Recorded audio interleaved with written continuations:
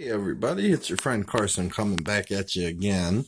Figured I'd do a little update on the kiln build vlog today. So this is what I got. I got a lot of stuff done since I last talked to you guys.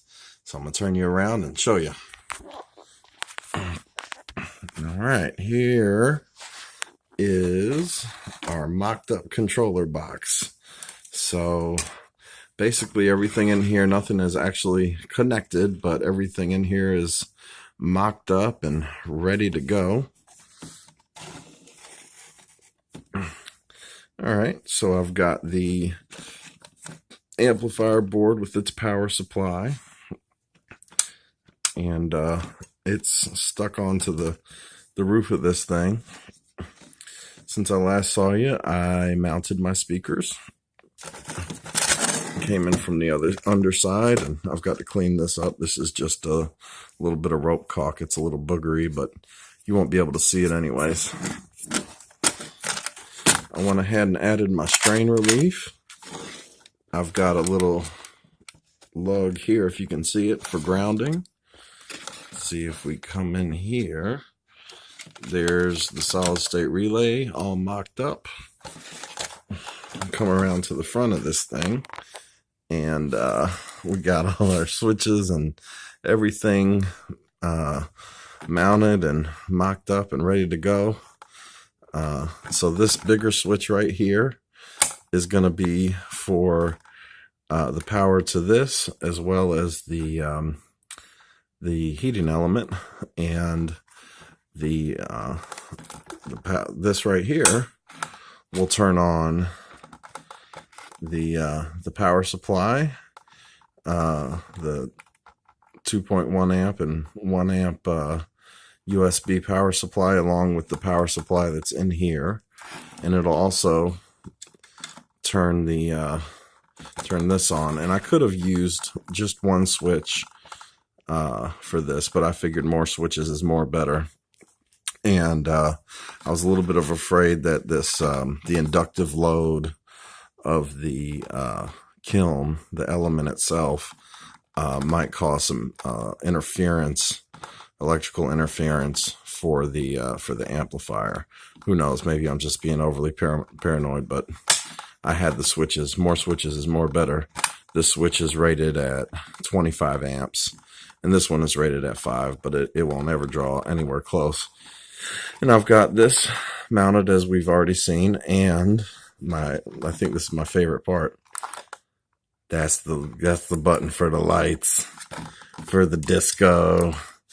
And it's actually not going to be disco because it's a capped glass kiln, so it's going to be funk. Ready? Turn on the funk. Turn off the funk. Turn on the funk. Well, actually, the funk never turns off, but the lights for the funk turn off. So that's where we're at. Let's see, just a couple of notes. When I mounted this power supply, I used clear epoxy, and then I used this. It's good product, actually. A little free plug here. This Steel Sticks JB Weld makes, and it's actually kind of like a Play-Doh. If you can see down on the end of that, and it's got two parts. It's got a core and an outside, and you just chunk off a little bit of that, and knead it together, and it turns into this really solid, feels kind of like concrete. It's not as brittle as concrete, but yeah, that thing isn't going anywhere. So that's the controller box, pretty much all mocked up and ready to be mounted up onto the side of the kiln here. And here on the side of the kiln, this is where the box is going to be mounted. It'll be mounted flush. I went ahead and installed my thermocouple. There's the probe inside, and I've got a little bit of masking tape on that right now because I put rigidizer on this. I don't know if you guys can see this very well, but let's see if I can make it focus. There. It's this fiber frac stuff is really fluffy, and then you put rigidizer on it, and it almost turns it into like a kiln brick. if you ever use rigidizer, be very careful.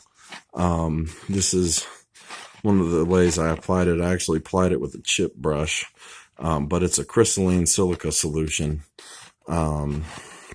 So it's crystalline silicate and suspended in some kind of water and some other stuff, probably some surfactants, things to make it disperse. So, you know, I clearly labeled this bottle. As you can see, I put the, you will die, be careful. And if you guys know anything about silitosis, it's a really bad thing. So you have to be careful when you're dealing with crystalline silica and just silica in general. Basically, silitosis is when silica dust enters your lungs and it never leaves, and there's no cure for it. So you get one shot. It's just kind of like using eye protection. You know, you have to use eye protection, ear protection, and also make sure you use breathing protection if you're messing with stuff like this. So this is just a little FYI safety tip. The other thing I wanted to show you guys is the element. The element is all wrapped up. I wrapped it up on a mandrel. What it's on right now is a piece of quartz tubing. And this element is made out of 20 gauge canthal wire. And I believe it is 15 ohms. And if you guys know about Ohm's law, you can determine how many watts. You can work backwards. So you can say, I need 900 watts at 120 volts. And you know, how many amps will that draw? And then, what's the ohms? How many ohms do I need to achieve that 900 watts? It's a resistive heating element. So this wire has a specific resistance to the current passing through it. And, you can find the resistance of this wire. It's on the spec sheet. So I believe it's 0.87 ohms per foot. And so it works out to needing 17 and a half feet worth of element wrapped. So you could literally have a 17-foot long wire if you could fit it, and it would do the same thing, but you can't fit it. So we wrap it and then we space it. And the reason you space it is because you don't want it to short. The other thing is the leads get twisted. So it's just two pieces of the same canthal wire. And what that does is it lowers the resistance. So in essence, this lead it doesn't count. I mean, it does count, but not by much. So that's something I can show you guys. So this will be just like this, but it will then be encased in this larger diameter tube, and one of the leads will be going back through the smaller diameter tube, and that way it won't short out. So yeah, that's pretty much the update I had for you guys. Turn you back around. I think that's everything. Thanks everybody for tuning in. I'll talk to you later. See you next time.